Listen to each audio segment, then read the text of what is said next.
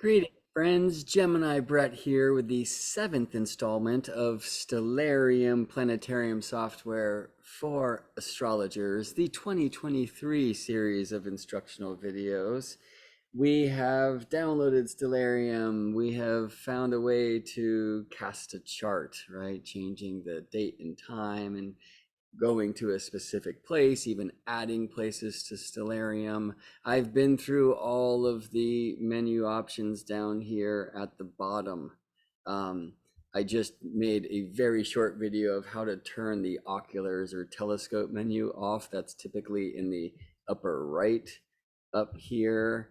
And as you can see, that is now gone. I don't really use that because I don't really use telescopes. If you do, you might want to keep it around. There's a lot in Stellarium that's built for astronomers and telescope users. We're now going to make our way through these menus on the left. Now, we've already played with the location window and date and time. Oh, we might look a little bit deeper into those. We're going to have a lot of time in the sky and viewing options window. Search is a little bit easier to explain or to at least get through. Configuration window, I think, is where we're going to be today, or at least in this video. Astronomical calculations window you see here. I mean, just as I'm hovering over these things, you see a pop-up, right? So let's actually start here, help window. We're going to finish here too, because it's one of the ways to get to keyboard shortcuts. So when I just open that help window by clicking on the question mark in the lower left, you can see, I think I can maybe make this bigger. I can probably move it around and maybe grab the corner so I can see a little bit more of what's in there, right?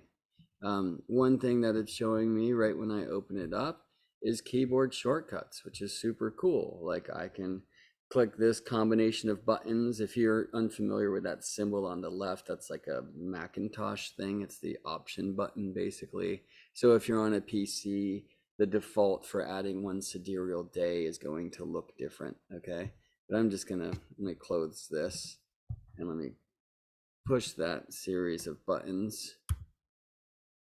And you know, sidereal days aren't going to change that much. But if you look here, it says February 21st. I'm going to hit that series of buttons again. And now 22nd, 23rd. Right now I'm into March. And here's the moon. All right, so actually helping us see that we're moving through time. If you'll remember, the 8 key brings me to right now. So watch this, March 20th, I'm going to hit 8. And now I see February 18th at 4:49 a.m. That's right now here at home in El Sobrante, California.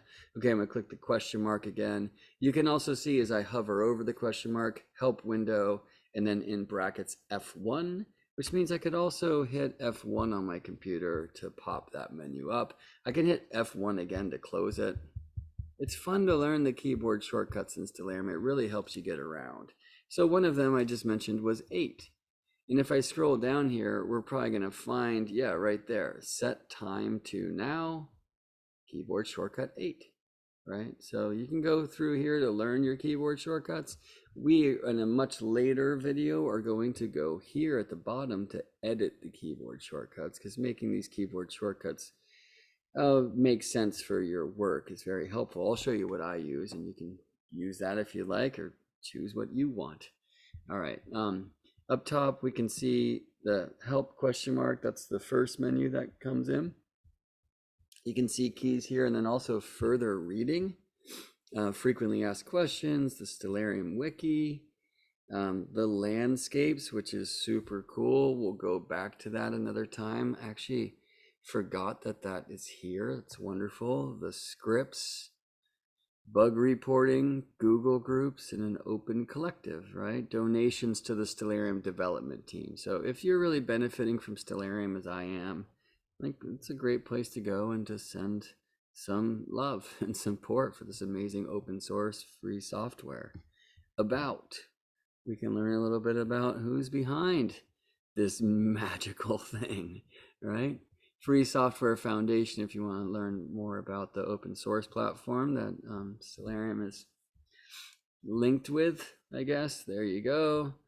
Um, all these different developers and contributors. Thank you, thank you, thank you, thank you, thank you, thank you, thank you, thank you, thank you, people. Financial support, acknowledgement, etc. So yeah, cool for us to learn something about who's behind these wonderful tools that we're utilizing. A log. So this is interesting. Basically, it looks like it tells me, what I've been up to. Yeah. So I guess if I'm reporting bugs, I need to send that in. You ones and O's folks who know a lot more about code and computers and whatnot could teach me what's going on here. I see I have a refresh button, which I'm sure would blank that out. I don't know. I'm gonna leave it there. Log, okay. Configuration. Whoa. I don't think I've ever been here. Meteor showers search 713, 449. Distribution enabled equals false. Okay, so again, you code people, you're having a good giggle with me right now. I have no idea what's going on in here. And I imagine many of you out there are with me. All right.